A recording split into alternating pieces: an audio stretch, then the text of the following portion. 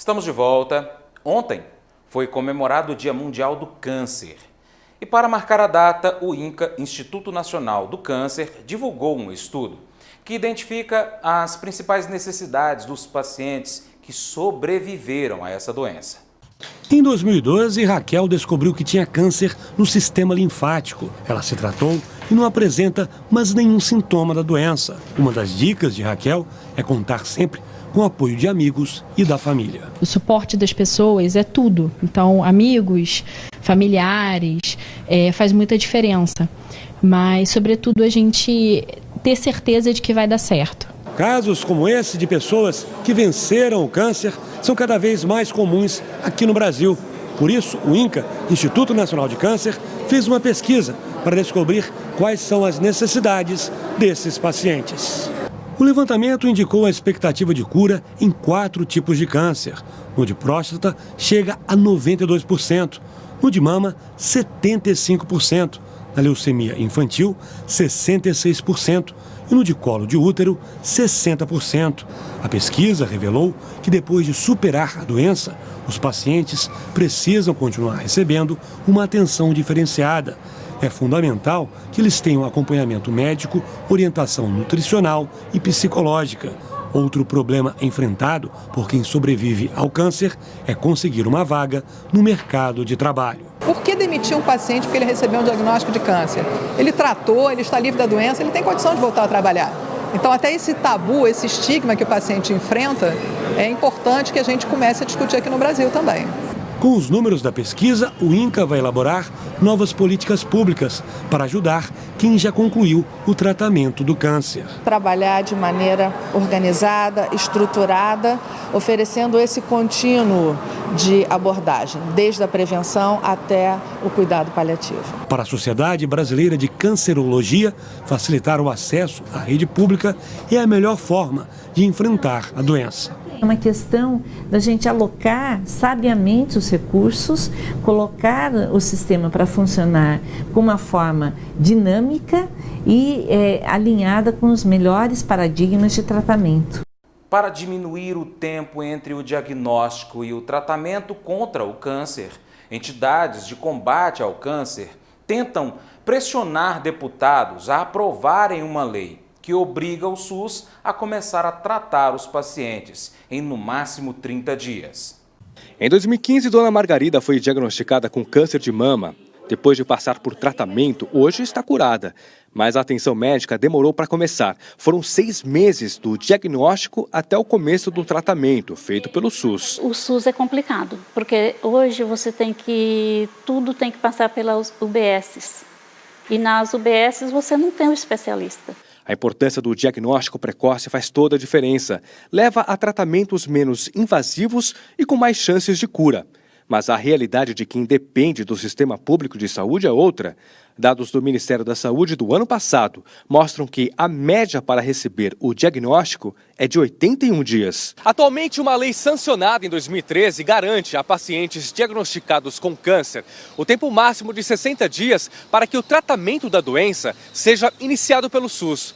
Mas existe um projeto de lei aprovado em dezembro pela Câmara dos Deputados que reduz esse tempo para 30 dias. O projeto está parado no Senado e, para pressionar a aprovação o quanto antes, a FEMAMA, Federação Brasileira de Instituições Filantrópicas de Apoio à Saúde da Mama, lançou um banco de relatos com o objetivo de coletar depoimentos das pessoas que tiveram dificuldades em obter o diagnóstico pela rede pública. Isso pode funcionar muito bem para que a gente possa ter um norteamento de disponibilidade de recursos, disponibilidade de acesso. A ONG Unacan, que a Clarice administra há 17 anos, também reúne esses depoimentos. Segundo ela, diminuir o tempo entre o diagnóstico e o tratamento pode mudar a realidade do câncer de mama no Brasil. O governo também tem que entender que isso é um tratamento mais barato. Então, a gente, com a PL dos 30 dias, a gente diagnosticando no início, ele consegue fazer tudo muito mais rápido com essa paciente. Além de salvar a vida, né? Que precisa salvar essa vida, né? E agora, destaque policial das últimas 24 horas. No final da manhã de ontem, foi registrado um assalto na rua Goiás, no centro da cidade de Paracatu. Um indivíduo de cor morena estatura mediana, magro e cabelos crespos, que estava vestindo camisa verde e bermuda vermelha, assaltou com um facão uma mulher. Levou dela um tablet de cor preta. Após o assalto, o autor fugiu em uma bicicleta sentido a Rua do Ávila, ainda no centro histórico de Paracatu. Nesse momento ele foi perseguido pela polícia, porém conseguiu fugir pela Rua Rio Grande do Sul. Esse criminoso, em um determinado momento, na Rio Grande do Sul, colidiu, ele estava de bicicleta, com uma motocicleta. Deixou então cair no chão o tablet e o facão.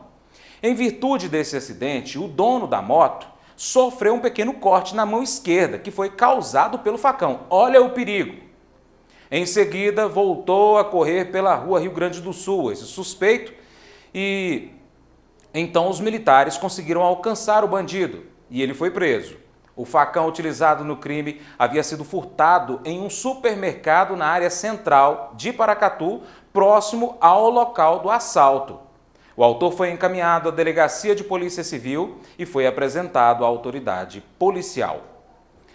O ministro da Justiça e Segurança Pública, Sérgio Moro, se reuniu ontem, dia 4, com governadores e secretários de segurança dos estados em Brasília, para apresentar o conteúdo do projeto de lei anticrime que o governo federal enviará ao Congresso Nacional. O projeto anticrime defende mais rigor contra organizações criminosas e crimes violentos. As medidas alteram leis para ampliar punições a crimes praticados por organizações criminosas, crimes violentos e atos de corrupção. Dar mais agilidade no cumprimento de penas, melhorar as investigações e diminuir a sensação de impunidade no país. Esses são alguns dos objetivos do projeto de lei anticrime apresentado pelo ministro Sérgio Moro. Medidas simples, mas que visassem aprimorar o nosso sistema e corrigir algumas falhas. A proposta altera 14 leis, entre elas o Código Penal, o Código de Processo Penal e a Lei de Crimes Hediondos. Moro explicou os pontos do projeto em uma reunião em Brasília com governadores e secretários de segurança pública de todo o país. Uma das principais mudanças propostas é a prisão após condenação em segunda instância, como regra no processo penal. O governo federal tem que assumir a liderança no processo de mudança e, para tanto, precisa de alterações mais gerais. Uma delas é a execução em segunda instância. O Supremo já afirmou 4 vezes que ela é constitucional. Nós queremos deixar isso claro na legislação ordinária. O projeto também define o crime de Caixa 2. Acho que é uma medida importante para avançar e eliminar, vamos dizer assim, esse fator de trapaça dentro do processo eleitoral. É uma tipificação mais adequada a esse tipo de conduta. O texto prevê ainda punição mais rigorosa para condenados por corrupção ou peculato, que é o desvio de recursos públicos. Pelo projeto, os condenados por esses crimes podem iniciar o cumprimento da pena já em regime fechado. Hoje, o regime fechado só é aplicado para condenações acima de 8 anos. Os anseios da população por uma maior reprimenda contra a corrupção. Por exemplo, uma coisa é um diretor da Petrobras que desvia em proveito próprio milhões de dólares. Outra situação é de um guarda de trânsito que recebe lá uma vantagem indevida para deixar de aplicar uma multa. É grave? É grave. Mas não precisa regime fechado no segundo caso. No primeiro caso, precisa. O texto também prevê o início de cumprimento da pena em regime fechado para todos os condenados por crimes em que se utilizam armas de fogo. Pela legislação atual, eventualmente isso não é imposto. A pena fica abaixo do montante necessário para o regime fechado. Nós estamos estabelecendo isso como regra. O maior pânico do cidadão brasileiro é ser vítima de um roubo, e que é pior, de um roubo muitas vezes seguido de morte, nas ruas. Precisa ser mais rigoroso com esse tipo de crime. A população quer que as ruas fiquem mais seguras, não se resolve tudo pela lei, mas parte se trabalha com a lei também. Se tem que mexer na lei, tem que ser mais rigoroso para esse tipo de crime. Em caso de crimes hediondos em que houver morte, o condenado só poderá progredir de regime do fechado para o semiaberto, por exemplo, após cumprir 3/5 da pena. Hoje, esse período é de 2/5 da pena. Aqui no Brasil, as pessoas muitas vezes se sentem satisfeitas com razão, porque homicidas qualificados ou pessoas responsáveis por crimes atrozes ficam menos de 10 anos na prisão. Tem que endurecer em relação a esse tipo de criminalidade. O que nós estamos estabelecendo é que, em caso de crime hediondo, com resultado morte, só há progressão da pena com 3/5 de cumprimento dela. O projeto agora segue para o Congresso Nacional. A medida faz parte das metas prioritárias dos 100 dias de trabalho do governo federal. Veja a seguir, Facebook completou 15 anos. Gols do Formosa versus Paracatu e ainda as notícias do presidente Bolsonaro e muito mais. É hora de intensificar o combate ao mosquito transmissor da dengue, zika e chikungunya. Proteja sua família e sua comunidade. Sem ação não tem prevenção. Cheque e limpe mensalmente as calhas e canos expostos. Remova e limpe regularmente o reservatório de água atrás da sua geladeira. Mantenha tonéis, barris e sua caixa d'água sempre muito bem fechados. Faça sua parte. Evite água parada. Sem mosquitos, sem doenças. Prefeitura de Paracatu. Mais trabalho. Novas realizações. Você conhece a cobrança Sicoob? Para escolas, escritórios, fábricas ou qualquer tipo de negócio, o Sicoob tem soluções competitivas de cobrança e uma das melhores tarifas do mercado. Quando pensar em cobrança, pense em quem oferece mais por menos. Pense em Cobrança Sicoob. Cobrança Sicoob. Parece que foi pensada para o seu negócio. E foi mesmo. Procure sua cooperativa e negocie. Sicoob, faça parte. Guia Comercial de Paracatu. Seja visto, seja lembrado.